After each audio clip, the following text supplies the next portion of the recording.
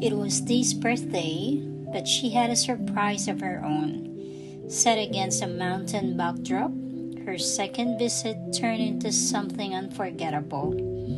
With heartfelt gifts, scenic skies, and one big question. The airline ticket was booked again, but this time, Dee would travel alone. It would be a short trip, just a weekend, but their excitement was no less than before. Bee wanted to make it special. Knowing Dee loved mountains more than beaches, she searched for the perfect place.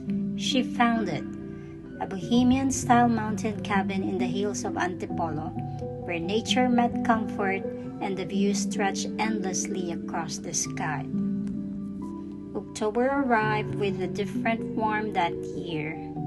It wasn't just the tropical breeze of the Philippines, it was the warmth of reunion, a closeness that had grown stronger with every message, every call, every quiet wish to be together again. Dee had made up her mind she would spend her birthday with Bee. No video calls, no delayed gifts. This time she would be there, fully present, alive in the embrace of the woman who had quietly become her heart's home. Their airport reunion echoed August, but this time there was a deeper certainty in their eyes. They smiled, they ran, they held each other tightly, like roots that already knew where to grow. Time didn't seem to matter. Their connection simply picked up where it left off. Bee had planned every detail. The mountain cabin had a private pool overlooking the hills, a view of both sunrise and sunset, and windows that opened to a sky painted in golden and blue. They spent the day swimming, wrapped in warm silence and cool breezes, then curled up watching Netflix with the stars twinkling just outside the glass. The next morning, they woke to a sea of clouds and the soft, slow rise of the sun, as if even nature knew this moment was worth slowing down for. "Happy birthday, Dee," Bee said, smiling. Dee could only smile back, her heart full. It was one of her happiest birthdays. Simple, quiet, unforgettable. After breakfast, they checked out, started a road trip with their shared Spotify playlist playing softly in the background. They stopped by the mall for lunch, wandered through shops, rode the arcade roller coaster. Even though Bee was scared of heights, being with Dee made it easier.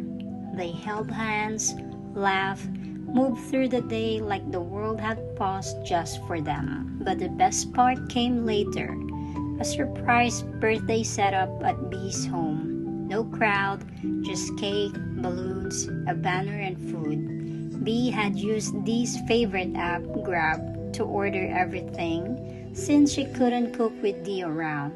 But it didn't matter, everything was sincere. Love lived in the details. Dee couldn't hold back her tears. "You make me feel special in a way no one else ever has." "Because you are," Bee replied, "and I want to remind you of that whenever I can." The celebration didn't end there. That night, Bee booked for a full-body massage, a simple but meaningful way to rest and reconnect after all the excitement. The next morning, they woke early for a spontaneous trip to Tagaytay. The cold breeze greeted them as they shared breakfast with a view, taking in the quiet moments and cool air side by side. No rush, no noise, just the comfort of being together. As the day wrapped up, they stopped by a nearby mall for a foot spa, a pedicure, and even a haircut. Small things, yes, but somehow, in those few days, they made time stretch. Everything felt well spent, everything felt right. That weekend wasn't just a celebration of another year of life. It was a celebration of a choice, of love, quiet and steady but certain. Before flying back to Japan, Dee knew she couldn't leave without saying what she truly felt. Her heart was too full, so she asked, nervous but ready, "Will you be my girlfriend?" Bee hesitated just long enough to whisper, but the distance, the language. Dee smiled gently. "It's just a yes or no." And Bee said yes. They hugged tight. No more what ifs, no more waiting. When Dee flew back to Japan a few days later, she carried more than just souvenirs. She carried a promise, not of perfection, but of something real, something worth holding on to. Because that October, love didn't just arrive, it stayed. And sometimes, you don't have to look for someone to love. Wherever you are, whatever you're doing, if it's meant for you, love will find its way, even in the most unexpected place, at the most surprising time. Love found its voice under an October sky, but now the real journey begins. Stay tuned. Chapter 5 explores love beyond the yes.